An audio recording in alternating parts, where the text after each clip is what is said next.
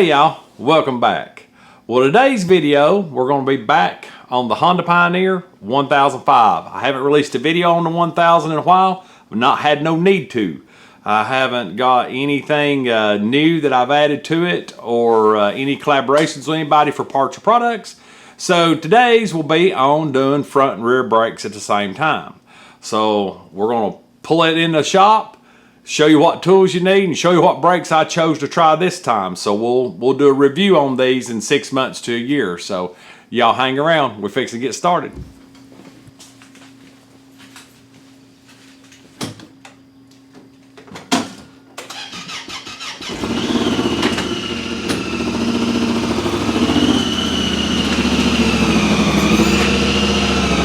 Now with deer season over and trapping season's getting started, this is perfect time of year to be riding around looking for new tree stand locations and stuff for deer season prep for 2025.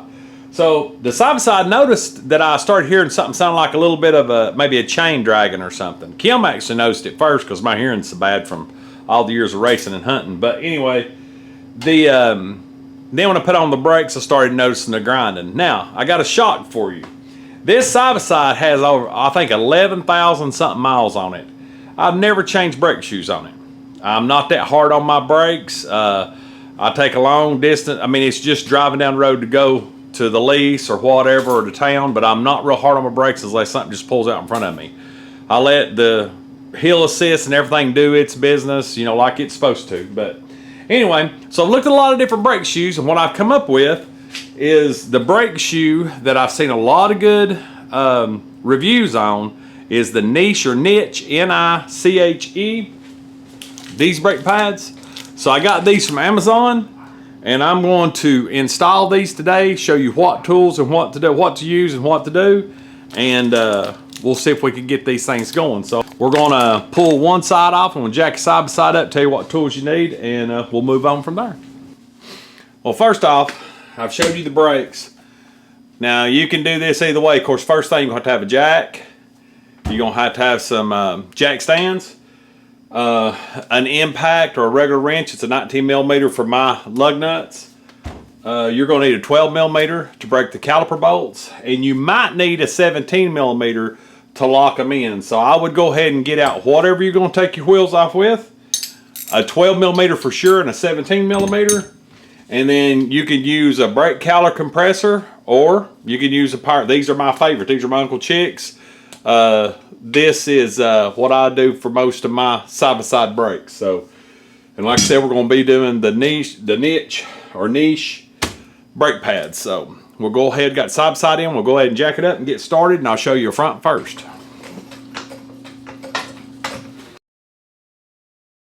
I have chose to jack the whole side-by-side up and do the fronts at the same time. You can use a jack under the arm and pull it up and the wheel won't extend down as far. It's your preference. Tell me what you want to do. This is the way I'm going to do it. And now we're off the ground. Jack stands. Go right under that beam.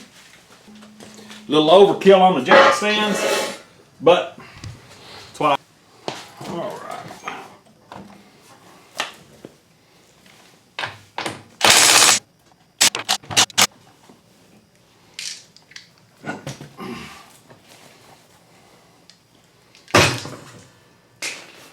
Yes, and those brake shoes are gone.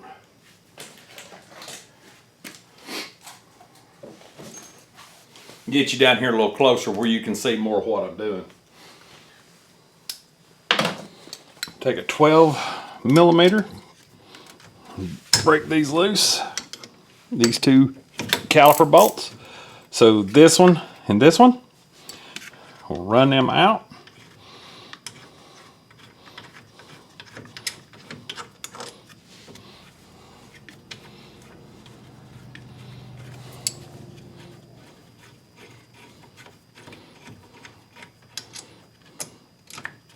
Okay, then you'll pull your caliper off. Now, some of them, I think the rear just has a single. So, what I'm going to do is I'm going to put one of the old brake pads in here and I'm going to compress it. So first off, you got to look at how these are in. So just pull them out of your tabs. A screwdriver would be smart here. And you can see these are wore plumb out. These are the Nissan factories. So the squealer is not on the outside. The squealer is actually on the inside, and these never did start squealing before they were wore out. Never heard nothing. Now my rotor isn't grooved, but I will change them the next time. So squealer to the inside. So we're going to take this, drop it in like so. Get these pliers. Let me open them all the way up first. You can do this with, they make tools for this that you can get to. Drop it in just like that. Press them. Just go each side a little at a time till you can get in the middle. And then you can press them all the way down. Just like that. Collapse them down. Make sure they're flush. Alright, so there's your caliper. Oop. I actually had these reversed. These are the fronts. I was thinking the little ones went on the front, but that's your most stopping power, so the little ones go on the back. So we got these. So like I said, you got your squealer, your little noise maker when they get low. I'll put it right back in. There you go. We're going to take the other one that doesn't have the squealer, put them on front.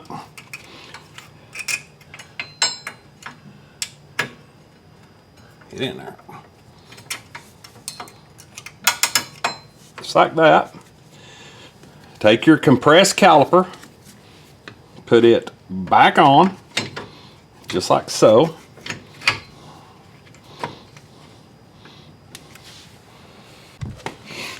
You're going to take your bolts and go ahead and put them back in. Run them all the way down finger tight.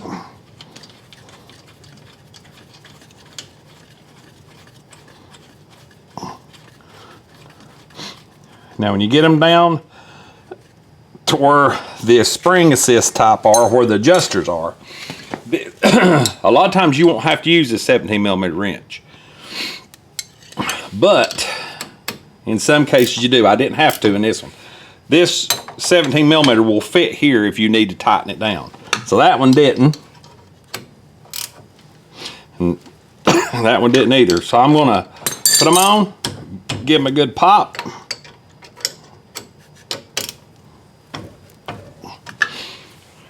And that's it. Brand new. I took them, I got my money's worth out of those. All the way to the bottom. Go ahead and put your wheel back on. Come here, boy.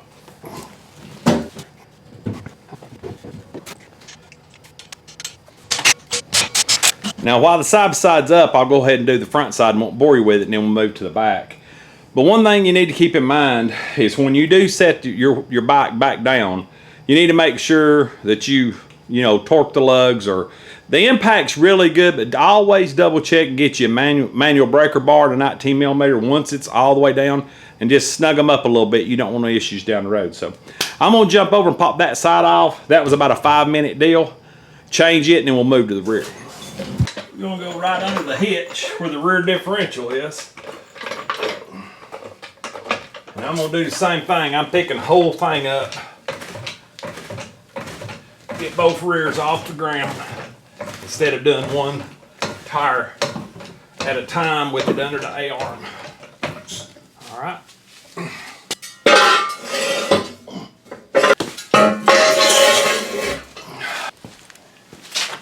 And pull our little handy dandy brake stool in.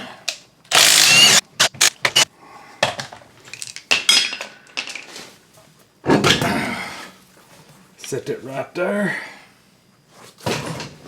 I'll move the camera over here where you can see better from this angle. Once you got a better view, you just do the exact same thing you did to the front. wrong way. You go backwards to the back. No, that's right. Okay, that's going to turn on this one. So, you're going to have your 17 to put on and break them loose. Now, sometimes that don't matter. Most of the time it don't matter. But for some reason, this one was that way.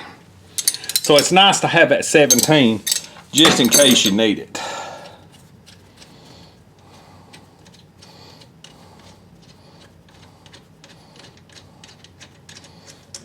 Take that bolt. Oop. This bolt. Now you won't need a brake pad to collapse this because it's a single. So basically, get my wrench here. Put it on the back of the banjo bolt, like so, and that's it. Make sure it's flush. Now if you're worried about marring your cup up or your piston cup up, you can put a brake pad here. It'll do the same. I mean, it'll keep from any worrying about it, but I don't ever pay attention to it. Don't bother me. All right, so your squealer's on the inside, your regular pad's on the outside. And you will change these more than likely one time per two fronts. So I didn't have to change these this round, but I wanted to go ahead and do a complete set. So we'll add these and go ahead and get them on. I'm kind of interested. These are a semi-metallic brake pad. I'm kind of wanting to see how these wire in. I've heard they're real good for water and mud. I don't do a lot of mudding, but I do a lot of hunting, and a lot of that's in the, you know, in bad conditions. So you're gonna line your little C-notch up with your metal tab and pop those on. Put your regular one on the front, right in the tab. There you go. Push in your adjusters. There you go. Right in just like that. Okay. Go ahead and put these back in. Nope. There we go. This whole project, if you got all your tools out, you could probably do it in 30 minutes. I mean, that's taking your time. Very simple. A lot of people want to go pay a mechanic or a technician. You just need a few tools and you can do this on your own. And that's why I do these videos, trying to help people out from them paying high prices when you can do this stuff yourself.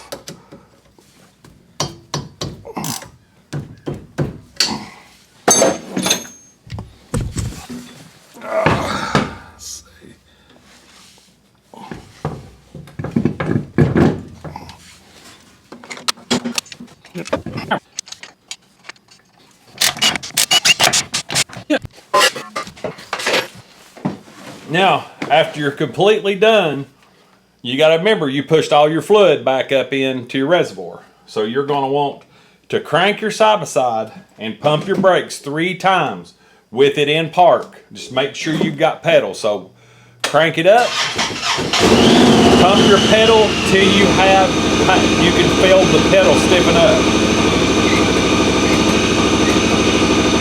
5 for B, and it's all the way to the top. Well, that's it. Let the side-by-side down. Now, all the stuff I used in this video, I will put in a description down below where I got the, so just go down to the description of the video, click on it. I'll have everything that I got from Amazon. Every bit of this come from Amazon. I'll try to find some of the tools that's really close to it. You can use the brake compressor, the caliper compressor. They do have some for side-by-sides and cars, but if you got a brake pad and a good pair of pliers, you're good to go, and you're not marring nothing up, and you're ready. So a lot of people's got a lot of questions about, do you use semi-metallic, do you use this, do you use that. I think it's a personal preference with each person to what they like. But for me, I've seen good reviews on the niche. You could try to buy the Sison or the Sison or whatever that come on the factory Honda, but as you can tell, These are two totally different. There's Nissin, I'm sorry, Nissin. But the composite of the material on the front and the rear are totally different. This is more of a, just, I don't know exactly what it is. It's more of a gold color, to where this is like a semi-metallic. But like I said, you'll replace two fronts to one rear. Now, I was lucky with mine getting over 10,000 miles out of it before I had to replace the brake shoes. But it's been an awesome machine. I highly recommend Honda for anybody that wants a good, reliable work, hunting, and just all around good machine, playing machine. Check out my playlist that has a lot more of my accessories and stuff. I'll put it up in this corner or this corner, whichever corner it pops up in. But anyway, I'm going to move on to another maintenance video. I'm doing maintenance today and doing some videos, so I hope you enjoyed this. If you like what we're doing, please subscribe and like. It don't cost nothing. All you got to do is click that button that says subscribe and ring that bell for notifications if you want to see all future videos. You'll see everything from side-by-side stuff, customization stuff, fab stuff, shooting houses, deer hunting, turkey hunting, and just about anything that's got to do with the hunting lifestyle. So, as always, God bless, and we'll see you on the next video. See ya.